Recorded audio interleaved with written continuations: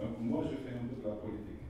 Donc la question que j'aimerais poser en fait, c'est est-ce que c'est parce que eux, ils ont, les Américains peut-être, parce que pour moi, la dignité, elle est humaine.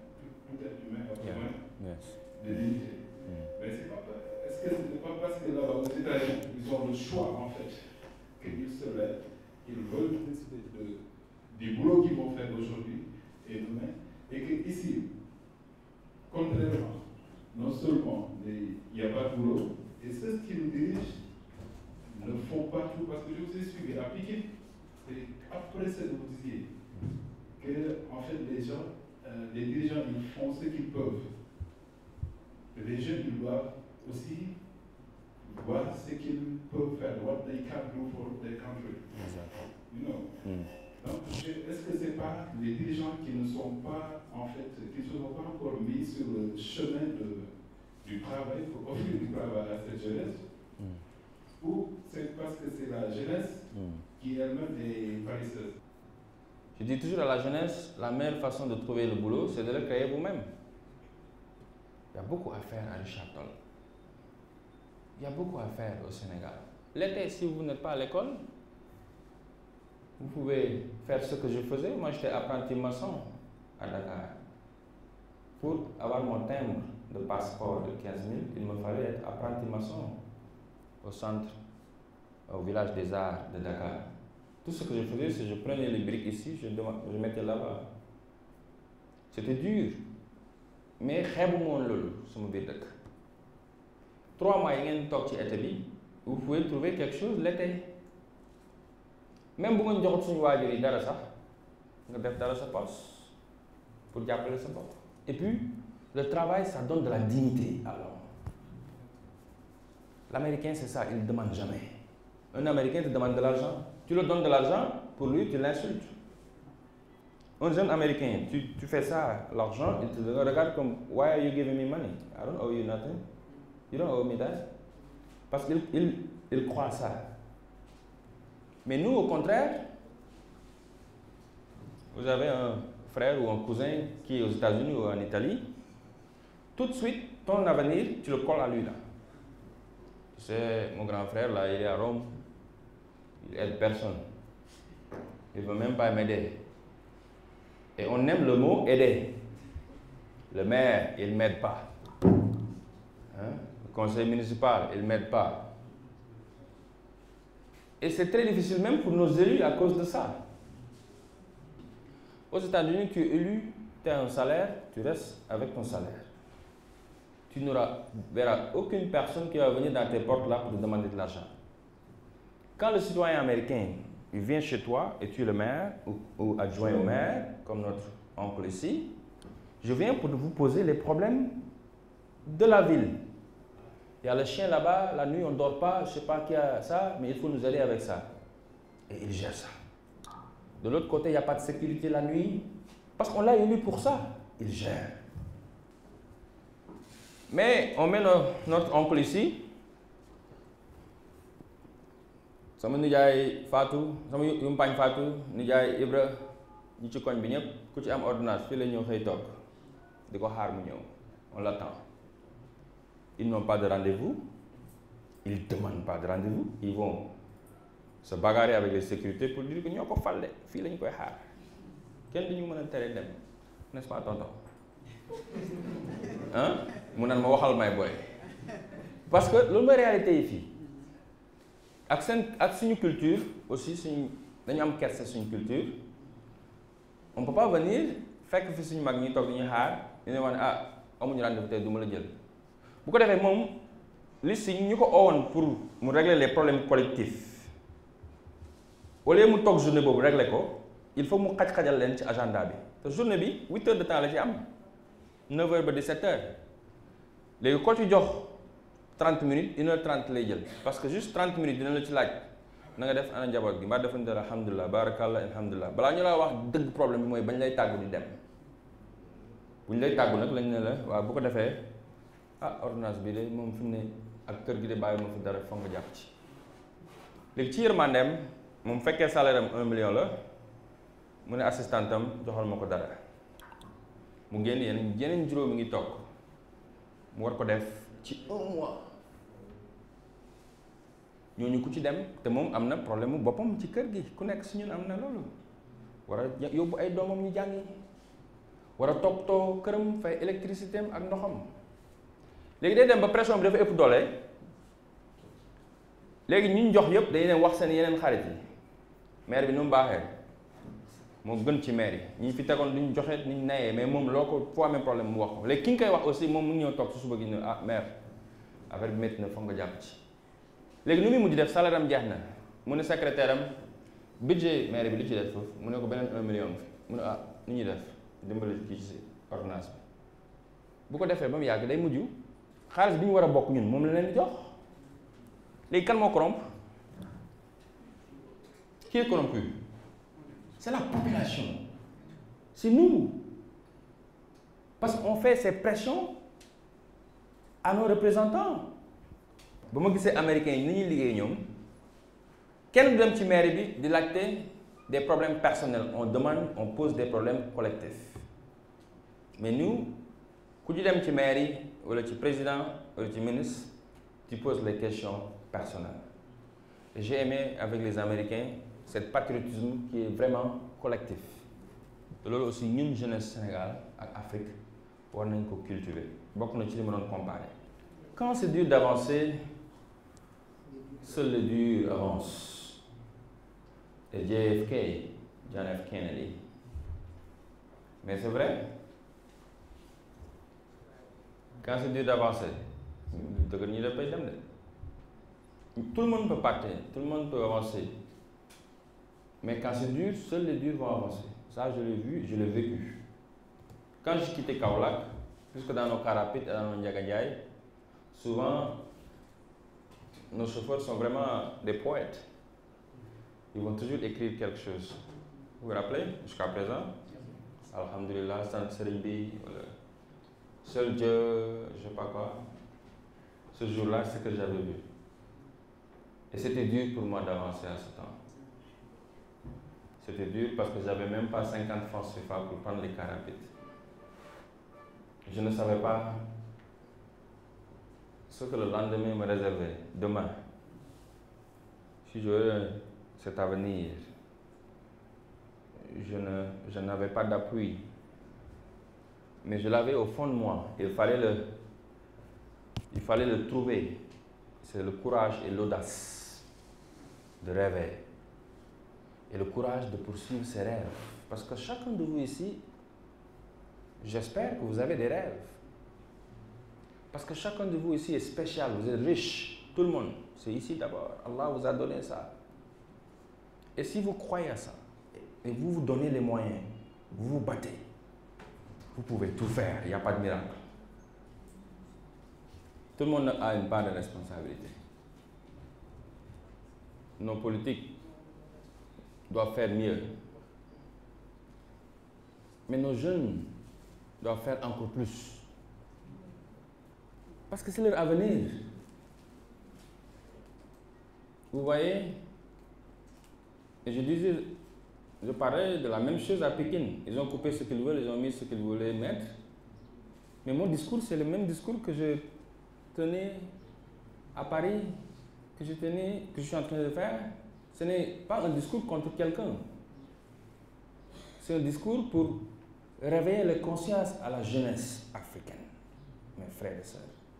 Parce que j'ai voyagé le monde, j'ai vu comment ça marche de l'autre côté. J'ai fait 72 pays.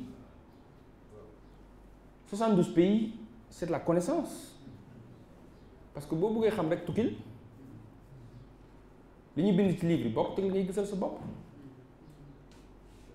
xam nga ku tukki 72 pays ñëwaat di wax am na lu mën a wax ci suma rakk yi surtout comme yéen donc problème bi ñaari problème la j'espère que ñëpp dégg nañu wolof dafay ma expliquer ci suñu làkk ñu comprendre problème bu njëkk bi mooy balaay ñun suñu génération balaa sax ñoom seen génération ñoom dafa am ñu leen doon xeexal ñoom président Senghor Mamadou Dia ñaar lañ fi amoon temps yooyu Senghor moo nekk ci président de la république bi avant mu koy def only président avant dañoo amoon président conseil jiite par Mamadou Dia balaa nit ñi di leen jaxase mu am problème ñoom ñaar fi nekkoon du jiite réew mi waaye nguur fu mu nekk rek am naa fex yu fa nekk pour yàq comme ni ñuy tàmbalee di def ñuy xeex ba yàlla may ñu indépendance ñoom ñu xaajoo réew mi di liggéey bi ñuy liggéey tubaab yi dem bàyyee ñu fi ay gouverneurs yoo xam ne niruñu woon comme ñun ay tubaab fi nekkoon nekk gouverneurs yi ay tubaab ñoo fi nekkoon assistant yi premier ministre bi sax ñoom Jean Collin yooyu ba yàggut sax ñoom Abdou Diouf bi ñuy dem ñoom Jean Collin ñoo fi nekkoon ñoom bu ñuy nekk mag seen professeurs yëpp ay tubaab la ñu woon en tonton mais ñoom seen xeex moo doon fexe que ëllëg ñu mel ni ñoom di ñu jiite donc génération bu nekk histoire daf koy juger tey ñun ñooy histoire bi juger suñu mag ñi fi ñëwoon ñoom Valdiodio Ndiaye ñoom Galandou Diouf Blaise Diagne ñooñu tey ñun ñooy toog di wax ne lii lañ fi defat lii fi defat lii baax na wala lii baaxul ba ci Abdou Diouf ba ci Abdoulaye Wade léegi lu ñu leen mën a juger am na loo xam ne dañ leen ko nangul mooy ne xeex nañ indépendance bi c'était pas facile mais ils l'ont fait parce que c'est pas facile nga xëy ne da ngay am indépendance te yow amoo ko nit ñu war a liggéey parce que pour nga yow rek boo amee bureau tey pour nga am ñaari nit ñu mën a ñëw sa bureau nga xam dañ xëy heure wàcc heure boo leen joxe projet ñu liggéey ci soo ba ngoon tey jii problème la waxuma la ak en 1960 tey jii nii problème la nga gis benn nit wala benn nit ku qualifié nga jox ko liggéey muy xëy di liggéey di la jox ay résultats dañuy am ñeenti diplôme nga jox leen projet bu ñu la bindee la benn phrase mënuñu ko def dëgg la wala du dëgg même bu ñu ko mënee bind booy tukki duñ ñëw liggéey si bu dee ci nguur gi la bu ñu añee dañuy naan ataay ba 17h ñu oote na dañoo bobbee métti wala trafic mu nekk ci yoon bi duñ ñëw léegi imagine 1960 nga nekk président comme Senghor nga am population boo xam ne da nga leen war a éduquer tout de suite pas demain léegi tubaab yi dañ nañ yaa fi nekk yaa ko kaasoon jox nañ la ko léegi qu'est-ce que tu vas faire nga am région yu mel ni yépp ci dëkk bi nga war a build infrastructure tout de suite temps yooyu pour nga dem Kaolack kii rek problème la amul mbedd nga war a defar ay hôpital ñaari hôpital la fi nekkoon Dantec ak principal ñoo fi nekk presque ba léegi am nañ ay poste de santé avant amul toon leneen loolu la fi nekkoon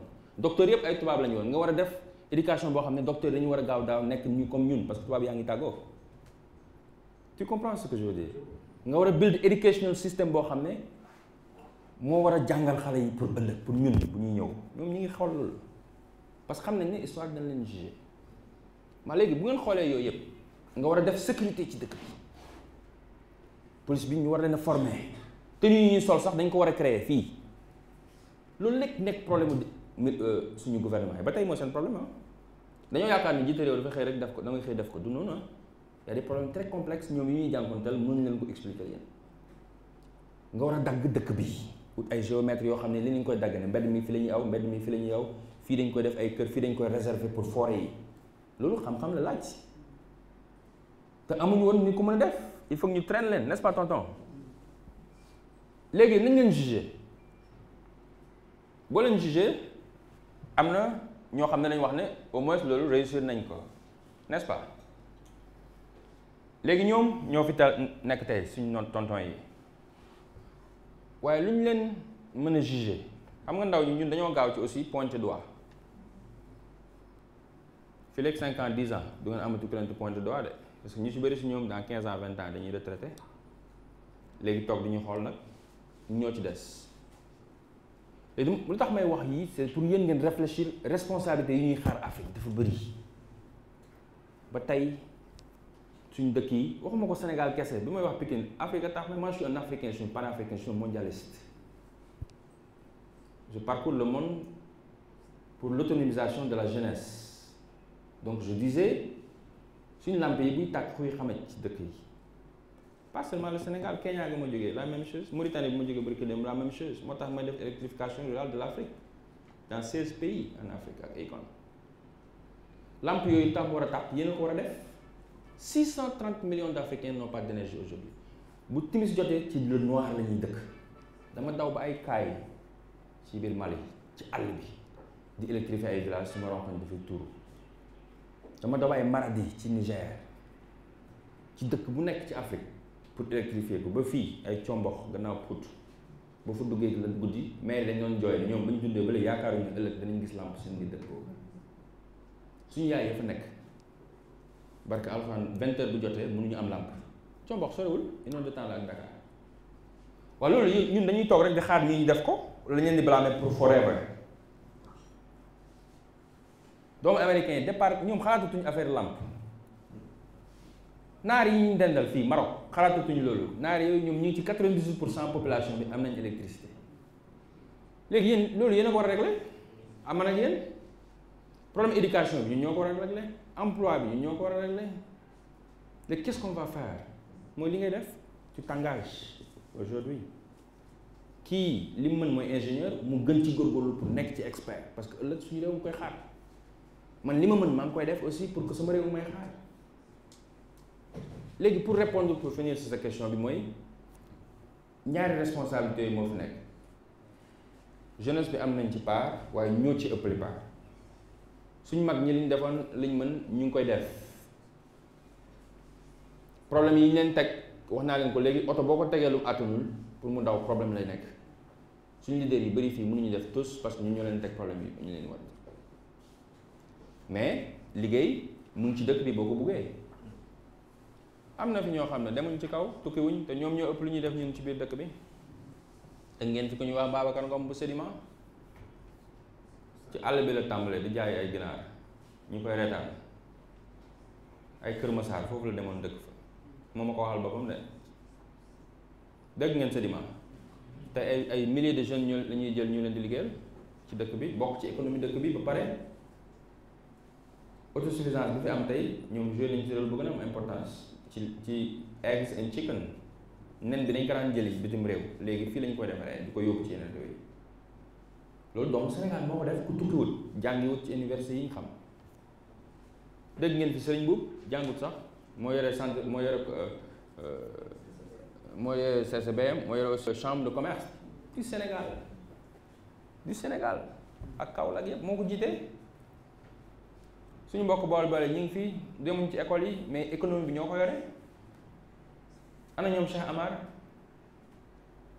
dégguñ leen ci ay Amérique comme ñun ci ay Maison Blanche ak ay congrès mais liñ fi def ñun defuñu ko comment ñoom nañ mën a nekkee fii di def loolu ba pare ñun ñu ne ok liggéey mënul am fii mënuma fi def dara problème bi mooy ñun dañuy xeeb le problème de l'emploi c'est partout dans le monde ba Amérique waaye mënoo comparer ratio bi parce que Amérique moo gën a développé Sénégal mais fii buñ xeebul moo ëpp opportunité ndax fii foo xool rek mën nga fa def dara boo jaayee mango sax nit ñi jënd ko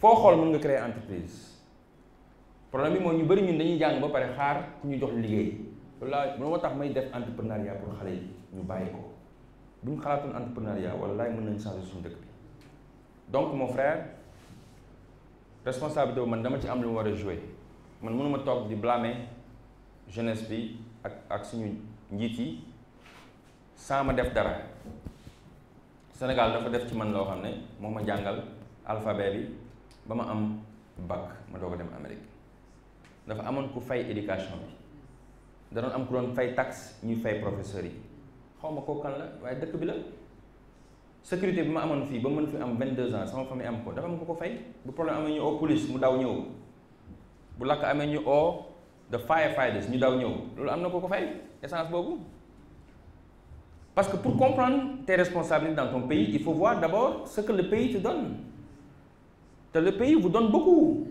fi ñu toog nii am na ko war a fay lamp yi du yéen de du man aussi mais au retour on doit redonner quelque chose au pays ñoom dañu am patriotisme américain dafa gëm ne àdduna bi ñoom rek ñoo fi nekk lu ñu am seen dëkk leen kër goo dem Amérique ci buntu bi ñu ngi fa def drapeau seen dëkk bi amul kër gooy dem te doo fekk drapeau bi ci buntu bi ma ne ko ni ñu gëmee seen réew moo tax ñu raw ñëpp ci kaw suuf mais ñun ñu ci bëri waxaluma suñu réew mais ñun dañoo gëmul dara mais loolu mooy dëgg ñun dañoo bëgg a nekk tubaab ñu bëgg nekk français ba pour ñun boo waxul tubaab ba mu nice tu n'es pas intelligent boo waxul français ba mu niroog bu jógee Paris dañ lay wax ne yow xamoo dara boo amul diplôme yu mag yi dañuy wax ne mën a ko jiite mais kooku mënuloo changer réew mi moo tax li ñuy def nii dafa am importance waxtaan yu mel nii mooy changer mentalité yi dañ ko war a def suñu dëkk bi lu bari donc pour répondre mon frère ñun li ñuy xaar dafa bëri dama bëgg tey bu ngeen ñibbee ngeen xam ngeen xalaataat que les Senghor les Valdiodio Ndiaye mooy yéen tey ñun am nañ fi exemple bu doy sëkk wax naa ko Pikine jarut uti keneen doomu réew mi juddu fii Fatick jaar ci problème yi ngeen jaar yéen bi ma jaar Fatick moo kaw la ko dend ñu ak ñoom ñoo bokk xorom si dara nekk fa mu xoox ñëw Valdiodio xoox lu dem université Cheikh Anta Diop man dama daw Cheikh Anta dem Amérique moom mu toog fa jàng fa ba génn tukkiwut mu xeex ci biir dëkk bi ba jiite réew mi mais attendez loolu bu la joxul inspiration mën na ko too am inspiration mais yéen yéenee futur Macky Sall yi bu ñu doon coog ñaar sax mën nga wax ne mais gars yi dafa daawoon jàngi mais Macky Sall fii la jàngee moo jiite réew mi tey il est président de la République loolu rek boo ko xoolee mën nga wax ne sa dëkk mën nga fi nekk lu nekk parce que am na boo yoo xam ne dañoo gëm ne fekk gën nañ duñ tukki sortir ne veut pas dire sortir c'est pas synonyme de réussite et rester aussi c'est pas synonyme de réussite la réussite c'est toi qui le fais parce que gis naa fi ñu dem tukki ci kaw seen parents yi jox leen lu nekk utal leen appartement sax balaa ñuy yegsi ak argent de poche ña ngay taxawaalu Manhattan parce que dafa yomboon si ñoom mais gis naa fi booy yu xoslu fii comme président Macky Sall xam nañ fi ñu jógee ñu ngi jiite réew mi tey di ko servir donc yéen aussi dama bëgg ngeen comprendre que ci affaire bi ci yéen la nekk dañu bàyyi di blâmer ñeneen ku nekk si ñun dafa war am lu war def loolu laal moom laa lay mën a wax mon frère ok merci beaucoup waaw ñu bàyyi suñu tonton mu sànni ci kàddu. Je suis doublement séduit mais je ne suis pas sûr. Du point de vue de l'expérience, quand j'ai lu la presse, j'ai dit que c'était pas ça. Et comme je suis doté d'une intelligence et d'un esprit de synthèse, j'ai pu regrouper tous les morceaux du puzzle jusqu'à avoir, et aujourd'hui, la réalité. Un grand savant disait, l'idée juste, quand elle pénètre les masses, devient une force matérielle. Et tout ce qu'il vient de développer, mon œuvre, tourne autour du travail. Tagusso disait, seul le travail est libérateur.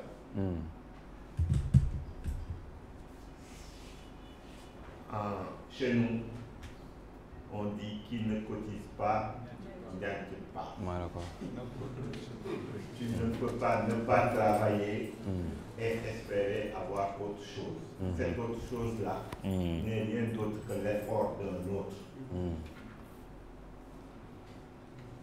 Je suis d'autant plus séduit que le concept qu'il a développé, le concept de citoyenneté responsable, qu'on ne cherche pas l'alibi sur l'autre, mais sur soi-même. Et on a l'habitude dans ce pays de dire que moi je suis bon, c'est les autres qui sont mauvais. J'incarne le positif et les autres le négatif. Non, c'est inverser le raisonnement. Il faut toujours chercher chez soi d'abord, avant de chercher chez les autres. Je disais que je suis séduit et j'ai aussi des regrets. Parce qu'une telle conférence, une telle discussion devait être reliée par tous les médias de la commune et même du département. Ce serait un bénéfice monstre et pour le département et pour la République. Parce qu'en réalité, il faut transformer les mentalités pour transformer la société. Et pour transformer les mentalités, il faut des idées novatrices. Il faut des idées novatrices. Il a dit, et ça c'est la dialectique, chaque chose en son temps. La vérité d'aujourd'hui ne sera pas celle de demain. Vous êtes aujourd'hui en train d'évaluer et de critiquer des politiques ou des personnalités, sachez que les choses vont évoluer et que demain, on critiquera vos actions et votre personnalité.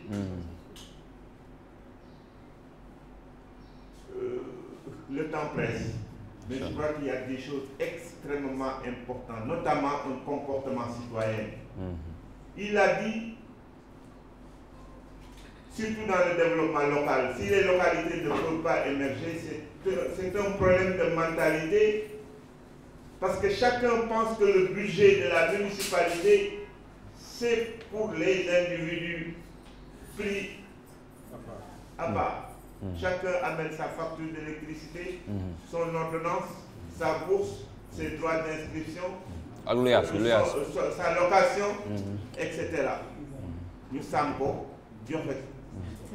Non, je dis quand il y a 3 000 francs, il faut aller creuser 1 mètre de puits et attendre d'avoir d'autres 3 000 francs pour continuer le puits. Et quand ce sera fini, ce sera pour tout le monde. Mais c'est difficile parce que tu as 3 000 francs. Tu creuses le puits, on vient te demander 3 000 francs pour acheter un médicament. Tu dis, je n'en ai pas, j'ai mis ça ici. Demain, celui à qui tu n'as pas donné les 3 000 francs te sanctionnera parce que les méthodes de choix sont telles que le citoyen, même s'il n'est pas averti, a une influence sur le vote. Il faudra peut-être qu'on réfléchisse sur ça. Je pouvais vraiment, je suis ému, je pouvais développer parce que je me retrouve dans ce qu'il vient de dire. Surtout pour des intellectuels, des étudiants. J'ai été déçu de certains étudiants qui se mettent autour d'une personne pour régler des problèmes. L'étudiant par essence, c'est quelqu'un qui est critique, c'est quelqu'un qui veut sa liberté, c'est quelqu'un qui veut travailler. Mais les choses se sont inversées. C'est des gens qui se regroupent, qui créent des groupes de pression, qui sont autour d'une personne pour lui soutirer de l'argent. Donnez-moi un car, donnez-moi ceci, donnez-moi un logement, donnez-moi cela, etc. Ça, c'est pas un étudiant. Il ne travaillera pas. Hein? Prenez exemple sur ce qu'il vient de dire. Et je crois que mon plus grand regret, enfin notre plus grand regret, c'est que ceux qui doivent véhiculer encore ce message ne sont pas très nombreux dans cette salle. On aurait dû mettre les micros un peu partout dans la ville, faire appel à tous les médias pour que ce qu'ils viennent de dire soit entendu. En tout cas, nous, au niveau de la municipalité, nous sommes très honorés de le recevoir ici. Nous sommes très honorés et nous le lui signifions. Nous sommes très honorés aussi qu'il ait pensé à la municipalité, à la localité de Richard Toll pour développer de telles initiatives. Que Dieu vous accompagne encore. Merci beaucoup.